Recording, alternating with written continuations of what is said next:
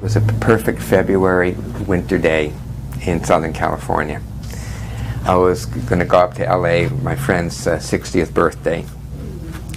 And as I was crossing the street, there was a truck at the stop sign, and there's a teenage driver. She didn't see me because of the truck, and she went right through the stop sign, and she hit me at about 25 miles an hour. And I was thrown in the air, thrown first into her windshield. The windshield spider shattered. I was thrown back into the street. And I was, of course, completely dazed, and I didn't know what was happening. I couldn't collect my thoughts. I couldn't understand what was happening. Then I saw her run out of the car, open the car door, and I saw the terror on her face. And I realized that I'd been hit by the car. But of course I had no idea how seriously injured I was, no idea. And a off-duty paramedic came, and he announced himself. I'm a paramedic. And I turned my head to orient towards where the voice was coming from, his voice was coming from. And as soon as I started to move, he yelled, "Stop, don't move your head. Your neck could be broken." Yeah. And so I went back into a deeper shock. And I went in so deeply that I left my body, which is an experience that traumatized people have. I mean, it was as though I floated above my body, and I was looking down at this whole event, seeing my crumpled body laying there, and seeing him, commanding me what to do. And then he started firing questions. I mean, what was my name? Where was I going? What's today's date? And I said, please, just leave me alone. I'll answer your questions later. And in being able to do that, I felt a little bit less helpless. Then, and he took my pulse, and some little time later, a woman came by, and she said, "I'm a doctor. I'm a pediatrician, actually. Is there anything I can do?" And I said, "Please, sit by me." And she did, and she grasped my hand, and I could feel her hand, and I could smell the scent of her perfume, and the soothingness of her voice. And all of that gave me this feeling that I'm not alone. And by having that feeling, I was able to go into my body, and feel where the shock was locked in my body. And then I was gradually able to let the shock move through, listening to my body in its unspoken voice. And I experienced waves of shaking and trembling. I felt my left hand wanting to go up as it had done to protect my head from hitting on the car, the windshield. And then after a little while, more shaking, more trembling, more waves of heat, waves of rage, red rage. And the words, how could that idiot, how could she go through a stop sign?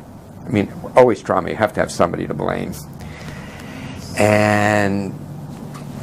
But then I started, and then feeling my hand come out to protect myself from hitting my head against the road, Highway 1.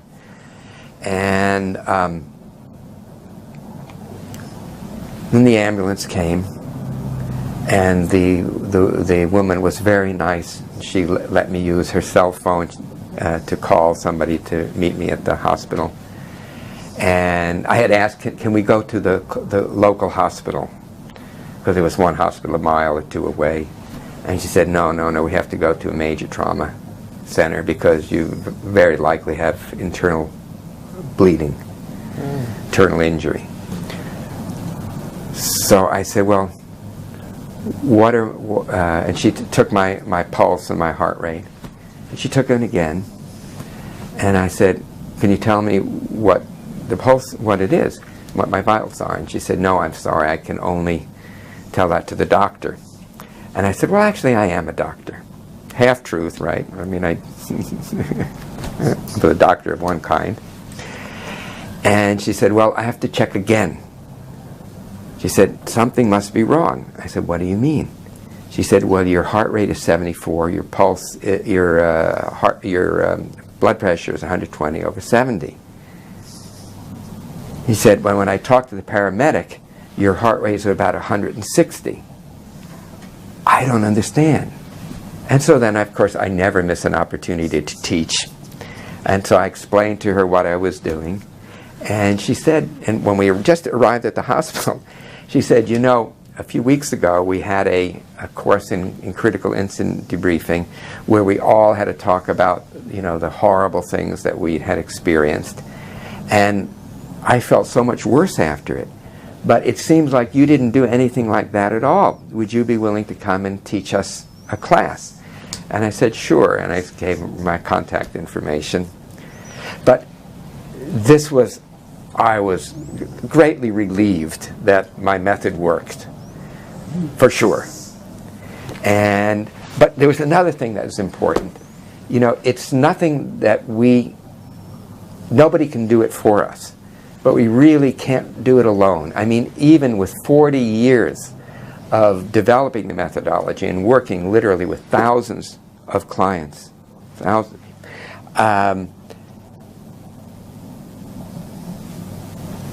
don't think I could have done what I did, certainly not as effectively, had that pediatrician, had that woman come there and sat there with her warmth, with her presence. And actually this conference that we're going to tomorrow, it's really a lot about the presence that the analyst, the therapist brings to bear as a critical component, maybe even the critical component in what happens in the person's healing. So, you know, there's a Motown song. It goes something like, it takes one to stand in the dark alone, it takes two to let the light shine through.